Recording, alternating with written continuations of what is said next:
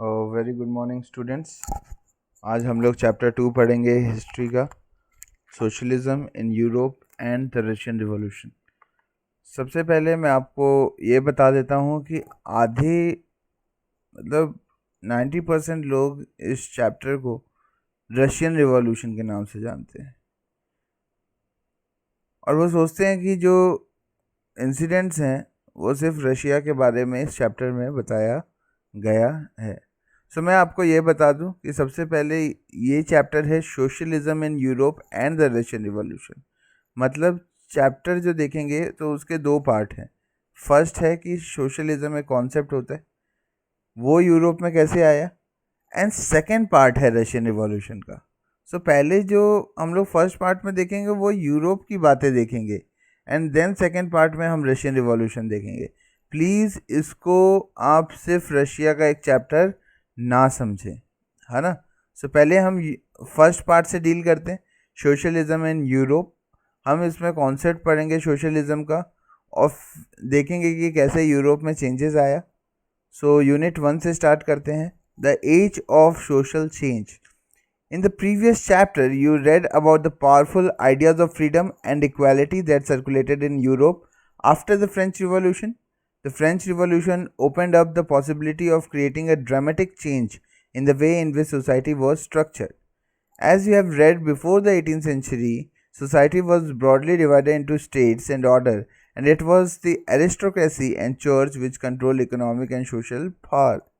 Suddenly, after the revolution, it seemed possible to change this. In many parts of the world, including Europe and Asia, new ideas about individual rights and who control social power began to be discussed. In India, Raja Ram Mohan Roy and Desrosiers talked of the significance of the French Revolution, and many others debated the ideas of post revolutionary Europe. The development in the colonies in turn reshaped these ideas of societal change.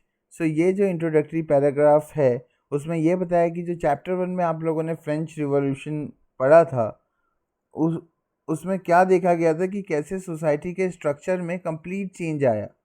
अगर आप बात करोगे French revolution के पहले की तो society states में बटी हुई थी। मैंने आपको बताया था 3 स्टेट होते थे, state 1, state 2 and state 3। Third state में कौन आता था? पीजेंट्स, लेबर, वो सब। फर्स्ट स्टेट में क्लर्जी, सेकंड स्टेट में नोबल। सो ये मैंने आपको फ्रेंच रिवॉल्यूशन में बताया था। रिवॉल्यूशन होने के बाद कंप्लीट चेंज आया वर्ल्ड में, सोसाइटी में, एंड हर एक जगह, जैसे यूरोप नहीं सिर्फ एशिया में भी डिस्कशन चालू हो गए थे कि सोसाइटी कैसी होनी चाहिए। Not everyone in Europe, however, wanted a complete transformation of society. Responses varied from those who accepted that some change were necessary but wished for a gradual shift, to those who wanted to restructure society radically. Some were conservatives, others were liberals or radicals. So, देखिए, सभी लोग चाहते थे कि transformation society में आए, change society में आए। तो ये कीवर्ड है, ये लिख लेना, ट्रांसफॉर्मेशन और चेंज सोसाइटी में आए, बट कुछ लोग चाहते थे कि ये धीरे धीरे हो ये प्रोसेस, है ना। सो उनको कंजर्वेटिव्स कहते थे। कुछ लोग चाहते थे कि ये प्रोसेस सडन चेंज आए, है ना। जैसे हम लोग जो चेंज चाहते हैं वो तुरंत आए, उन्हें रेडिकल्स और लिबरल्स कहते थे। अब हम लोगों ने देख लिया है कि यूरोप की सोसाइटी 3 लोगों में बटी हुई थी। First was liberals, radicals and conservative. अब ये 3 तरीके के लोग कौन होते थे हम लोग पढ़ते हैं। What did these terms really mean in the context of the time? What separated these strands of politics and what linked them together? We must remember that these terms do not mean the same thing in all contexts or at all times.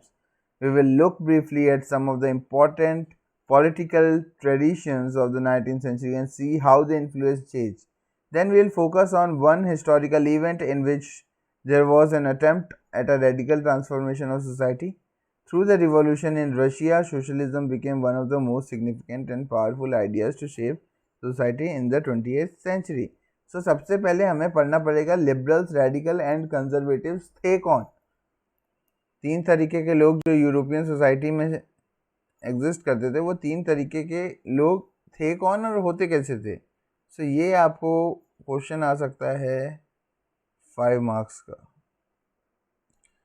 So one of the groups which look to change society with the liberals. Starting करते हैं हम लोग किसके बारे में, liberals, और characteristic इसके जानने की कोशिश करते हैं। आप सभी को ये लिखते जाना है। Liberals wanted a nation which tolerated all religions, मतलब इन शॉर्ट मैं आपको बता दूं, वो एक सेकुलर नेशन बनना चाहते थे जहाँ पे हर एक रिलीजन को प्रॉपर रिस्पेक्ट मिले।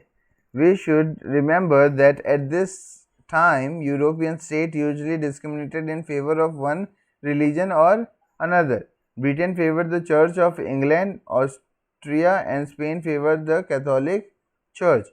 So इस समय जो जो क्रिश्चियनिटी थी वो भी प्रोटेस्टेंट एंड कैथोलिक्स में बटी हुई थी। डिस्क्रिमिनेशन तो था ही, इवन कौन से चर्च को मानते थे उसमें भी डिस्क्रिमिनेशन था। जैसे ब्रिटेन में चर्च ऑफ इंग्लैंड,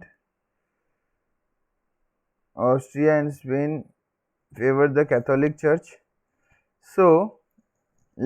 पहला आप पॉइंट लिख लीजिए, liberals wanted a nation which tolerated all religion. ये आपका है first point about liberals.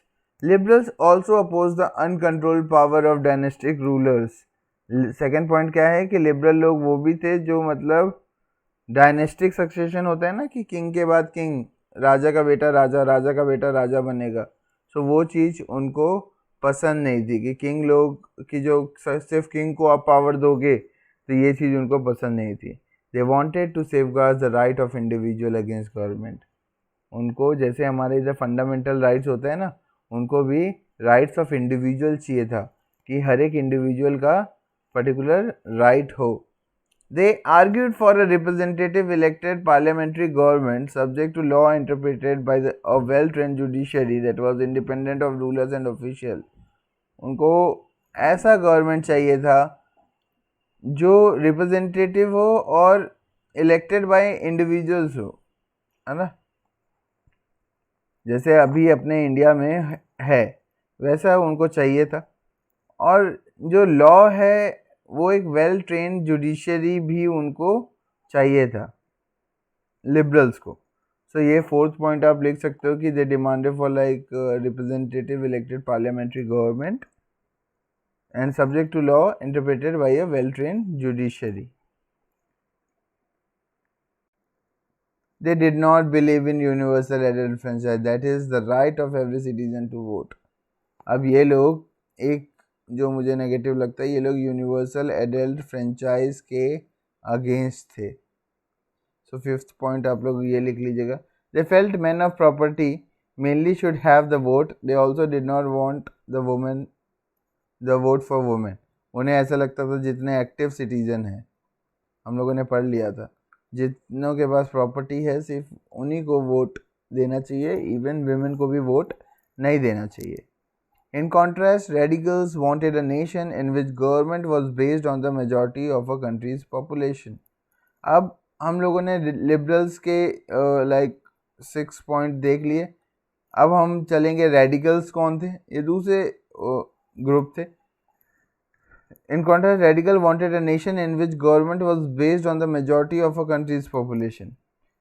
Many supported women's suffrage movement.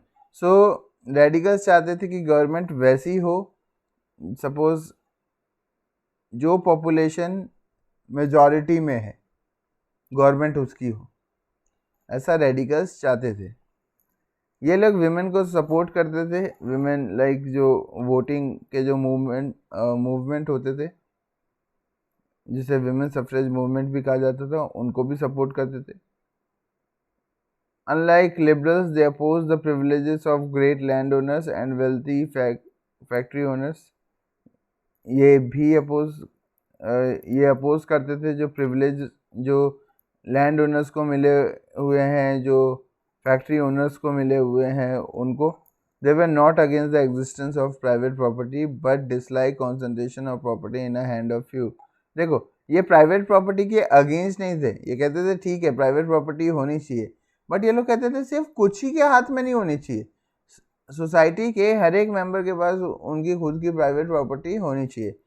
पहले क्या होता था कि सिर्फ कुछ लोग क्या करते थे, बहुत सारी मतलब ऐसे प्राइवेट प्रॉपर्टी ऐसे लेके रहे, सपोज कंट्री में इतनी प्राइवेट है, तो ये कितनों के हाथ में है, ये 2 लोगों के हाथ में है। ये ऐसा चाहते थे कि प्राइवेट प्रॉपर्टी हो एंड कंट्री के पॉपुलेशन में अच्छे से बटी हो, मतलब सभी के पास हो। तो रेडिकल्स का हम लोगों ने देख लिया। सबसे पहले गवर्नमेंट वो चाहते थे कि like majority of country population के हिसाब से हो। सेकंड, उनका कैरेक्टरिस्टिक था कि वो वुमेन को सपोर्ट करते थे वुमेन सफरेज मूवमेंट पे। थर्ड था कि वो लोग जो प्रिविलेजेस मिली हुई है लैंड ओनर्स और फैक्ट्री ओनर्स को, उनके अगेंस्ट थे। और फोर्थ है कि ये प्राइवेट प्रॉपर्टी के अगेंस्ट नहीं थे, बट ये चाहते थे कि प्राइवेट प्रॉपर्टी सिर्फ कुछ ही लोग के हाथों में ना हो। सो ये हम लोगों ने बात कर ली है रेडिकल्स की। अब बात करते हैं कंजर्वेटिव्स लोगों की।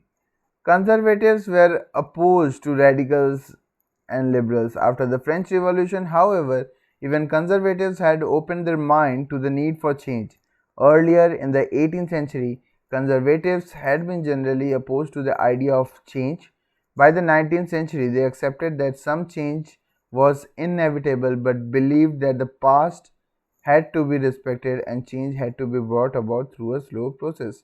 So, जो conservative लोग थे उन फ्रेंच रिवॉल्यूशन के बाद उन लोगों ने भी चेंज का सोचा था, बट उन लोग को ऐसा लगता था जो चेंज होना चाहिए वो एक स्लो प्रोसेस से होना चाहिए। सो ऐसे अलग अलग ग्रुप्स, जो पॉपुलेशन था वो डिवाइडेड थे सोच के हिसाब से। Such differing ideas about societal change clash during the social and political turmoil that followed the French Revolution. The various attempts at revolution and national transformation in the 19th century helped define both the limits and potential of these political tendencies. So, अलग अलग ideas अलग अलग लोगों के मन में थे। 3 तरीके के लोग हमने देखे, लिबरल्स, रेडिकल्स एंड कंजर्वेटिव। अब पढ़ते हैं कि इंडस्ट्रियल सोसाइटी के आने के बाद क्या क्या चेंजेस हुआ। These political trends were a sign of a new time. It was a time of profound social and economic changes. It was a time when new cities came up and new industrialized regions developed. Railways expanded and the industrial revolution occurred. So, अब वो time आ गया है जहाँ पे industry setup होना चालू हो गई है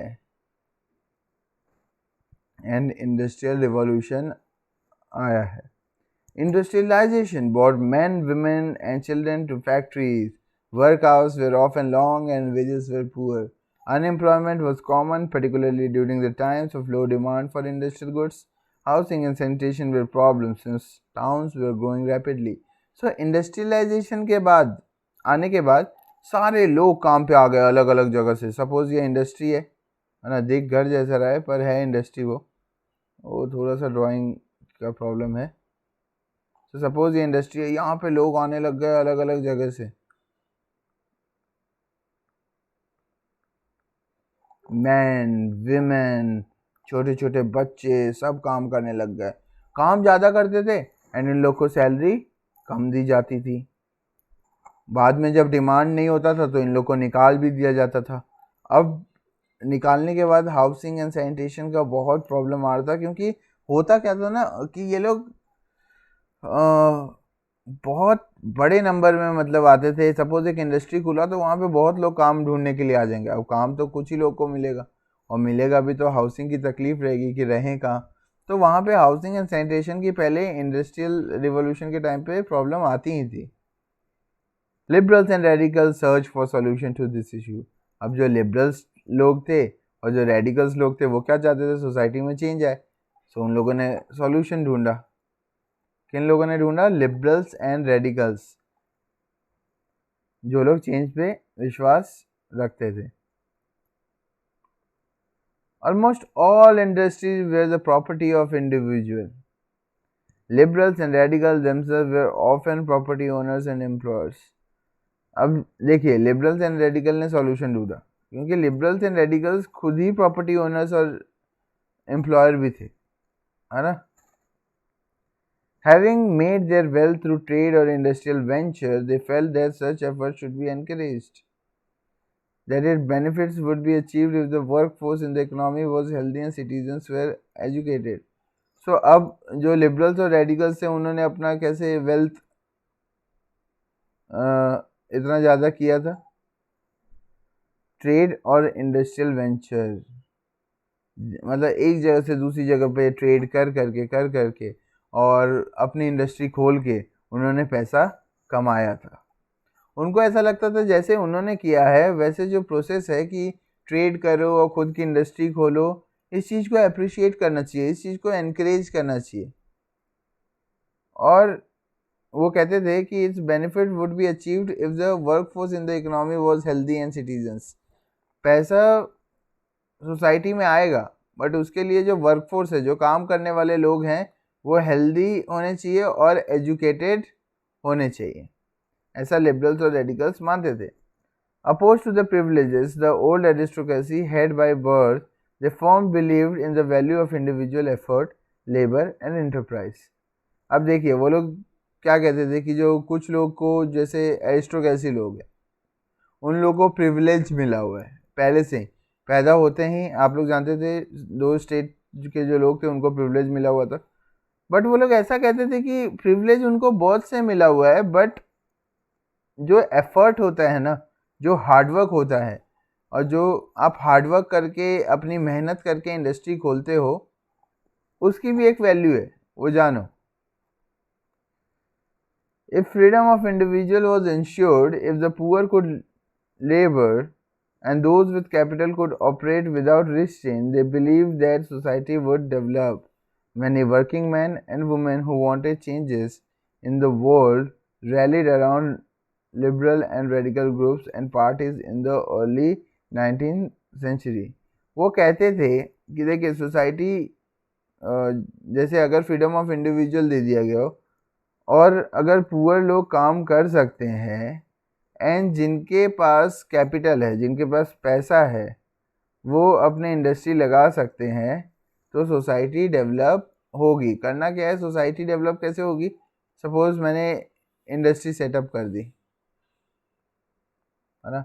अब मेरे पास कैपिटल था, मेरे पास पैसा था, तो मैंने इंडस्ट्री सेटअप कर दी. जितने पुअर लोग थे वो इसमें आके काम कर रहे हैं, तो धीरे धीरे क्या होगा, इंडस्ट्री ग्रो करेगा. Many working men and women who wanted change in the world rallied around. और ये सोच को सभी लोगों ने अप्रिशिएट किया कि बात तो सही कह रहे हैं कि लाइक जो ये इंडस्ट्री सेटअप होनी चाहिए, जितने कैपिटल जिनके पास है वो इंडस्ट्री सेटअप करे और पुअर लोग काम करे, तो ऐसे मतलब सोसाइटी डेवलप होगी, क्योंकि पुअर लोग को भी जॉब मिल जाएगा ना. Some nationalist liberals and radical wanted revolution to put an end to the king of government kind of government established in Europe in 1815. In France, Italy, and Germany and Russia, they became revolutionary and worked to overthrow existing monarch. So, ये revolution, like some nationalists, जो कि liberals and radicals थे, वो चाहते थे कि जो revolution put an end to the kind of government established in Europe in 1815. कि 1815 में लिबरल्स एंड रेडिकल्स वांटेड थे, मतलब चाहते थे कि जो रिवॉल्यूशन है वो काइंड ऑफ गवर्नमेंट पे लगाम लगा दे. इन जैसे फ्रांस, इटली और जर्मनी और रशिया में क्या किया था, सारे लोग रिवॉल्यूशनरी बन गए थे, चेंजेस लाने पे बिलीव रख दिए थे, एंड वो चाहते थे कि जितने भी मोनार्क है, जितने भी किंग है, उन लोग को हटा दिया जाए. Nationalist talked of revolution that would create nation where all citizen would have equal right. जितने नेशनलिस्ट लोग थे वो ऐसा चाहते थे कि एक ऐसा नेशन बने जहाँ पे सभी को इक्वल राइट्स हो. After 1815, Giuseppe Mazzini, an Italian nationalist, conspired with others to achieve this in Italy. Nationalists elsewhere including India read his writing. So Giuseppe Mazzini इन्होंने क्या किया, इटालियन नेशनलिस्ट थे, इन्होंने ऐसा चाहा कि सभी को इक्वल राइट्स मिले. अब the coming of socialism to Europe. Perhaps one of the most far-reaching vision of how society should be structured was socialism. By the 19th century in Europe, socialism was a well-known body of ideas that attracted widespread attention. Socialists were against private property and saw it was the root of all social ills of the time. Why individuals owned the property that gave employment, but the properties were concerned only with personal gain and not with the welfare of those who made the property productive. So if the society as a whole rather than single individual controlled property, more attention would be paid to collective social interests. Socialists wanted this change and campaigned for it. तो सबसे पहले मैं socialism का आपको definition बता देता हूँ. Socialism वो कॉन्सेप्ट है जहाँ पे एक सोसाइटी डेवलप हो, जहाँ पे रिच और पुअर में ज़्यादा डिफरेंस ना हो, है ना, सभी इक्वल हो. तो ऐसी सोसाइटी बनना कब पॉसिबल है, जब प्राइवेट प्रॉपर्टी ना हो, एक कलेक्टिव प्रॉपर्टी हो जहाँ पे सभी लोग काम कर सकते हो. प्राइवेट प्रॉपर्टी का फ़ायदा क्या है कि प्राइवेट प्रॉपर्टी में जो पैसे प्रॉफिट जाएंगे वो एक इंडिविजुअल को जाएंगे. अगर ये कॉमन प्रॉपर्टी है तो यहाँ से कोई भी प्रॉफिट ले सकता है. So how could a society without property operate? What could be the basis of socialist society? Socialists had different vision of the future. Some believed in the idea of cooperatives. So कुछ लोग believe करते थे idea of cooperatives में. अब cooperatives क्या होता है वो मैं आपको दो एग्जांपल से बता देता हूँ. Suppose private property. Private property ऐसा होता है कि सपोज हम लोग मैच खेलने गए हैं, मैच में क्रिकेट मैच है, एक जन ने 50 रुपये का मैच लिया, बाकी लोग उसके टीम में खेल रहे हैं, बट अगर ये जीतेगा तो 50 रुपये किसको मिलेंगे? इसी इंडिविजुअल ए को. अब मैं इसी मैच के थ्रू आपको कोऑपरेटिव का एग्जांपल देता हूँ. ये है प्राइवेट प्रॉपर्टी का एग्जांपल कि फ़ायदा किसको हो रहा है? सिर्फ एक इंडिविजुअल को. अगर हारेगा तो लॉस भी उसी को हो रहा है ना, बट फ़ायदा इसको हो रहा है जीतने पे, बाकी लोग डेवलप नहीं कर पा रहे हैं.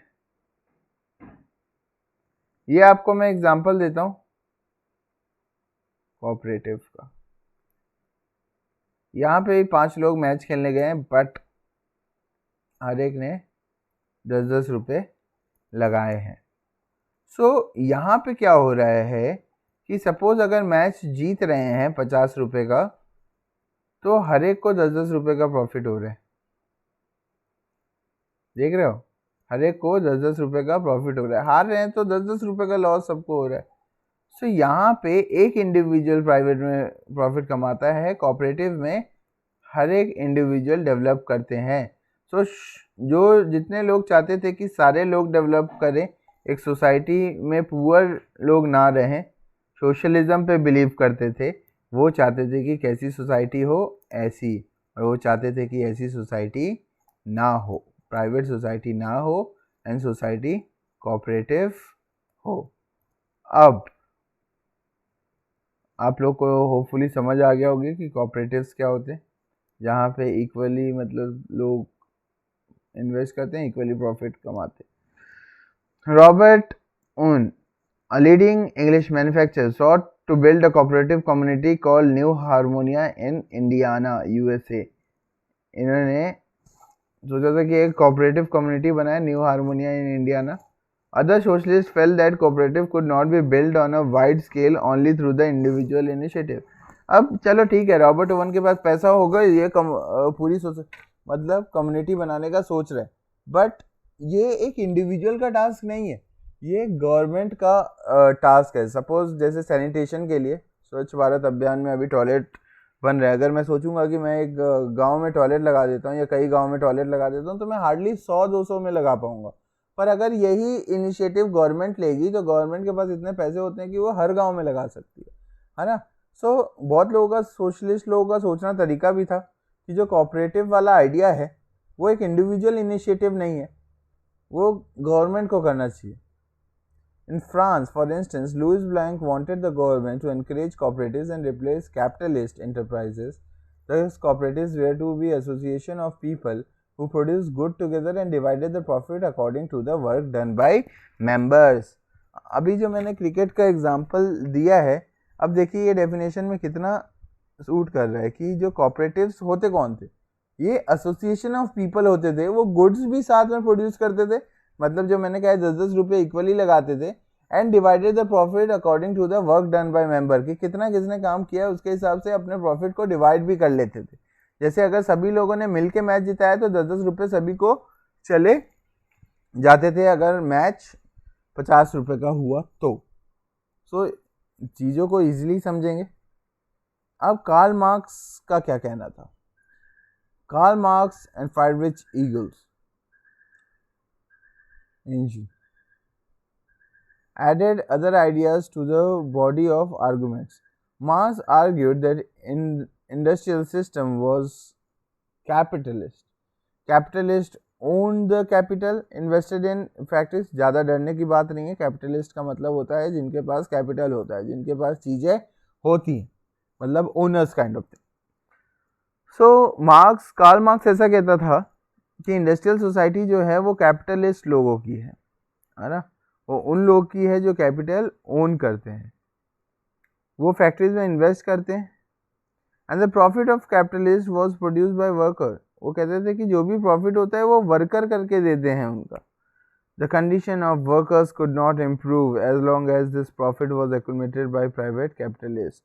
और जब सपोज वर्कर प्रॉफिट करके देते हैं कैपिटलिस्ट लोगों को, सो अगर कैपिटलिस्ट लोग को ज़्यादा प्रॉफिट चाहिए होगा तो क्या कराना पड़ेगा? वर्कर लोगों से ज़्यादा काम।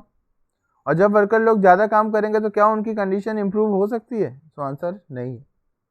तो कार्ल मार्क्स का ऐसा भी मानना था कि सपोज अगर प्राइवेट कैपिटलिस्ट लोग, ये लोग तो क्या प्रॉफिट के लिए काम करते हैं और प्रॉफिट वर्कर करके देते हैं, तो वर्कर जितना ज़्यादा प्रॉफिट करके दे उनको उतना काम करना पड़ेगा और उनकी हेल्थ ये सब उतनी डिटोरिएट होगी। Worker had to overthrow capitalism and the rule of private property.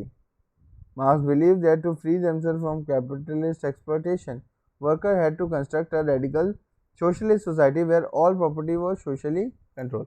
इनका मानना था कि सोसाइटी सोशली कंट्रोल्ड हो, मतलब सोसाइटी ही कंट्रोल करे, कोई ऐसा कैपिटलिस्ट ना हो तो ज़्यादा सही रहेगा। This would be a communist society, और जिस सोसाइटी को गवर्नमेंट ये सब कंट्रोल करती है उसे क्या कहते हैं? Communist society. He was convinced that workers would Trump in the conflict with capitalist, और ऐसे कम्युनिस्ट सोसाइटी रखेंगे तो कैपिटलिस्ट लोग से हम लोग जीत पाएंगे। A communist society was a natural society for the future. ये था कार्ल मार्क्स का theory.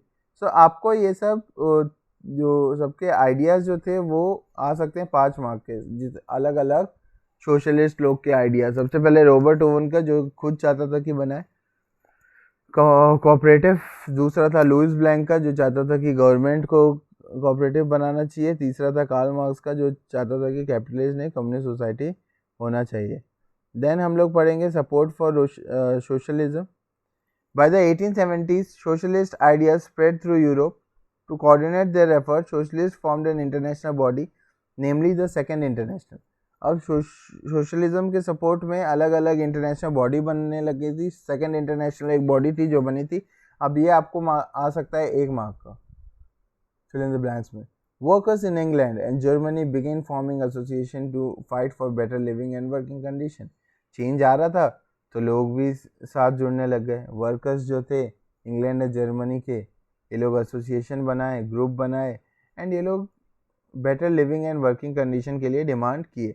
They set up funds to help members in the time of distress and demanded a reduction of working hours and the right to vote.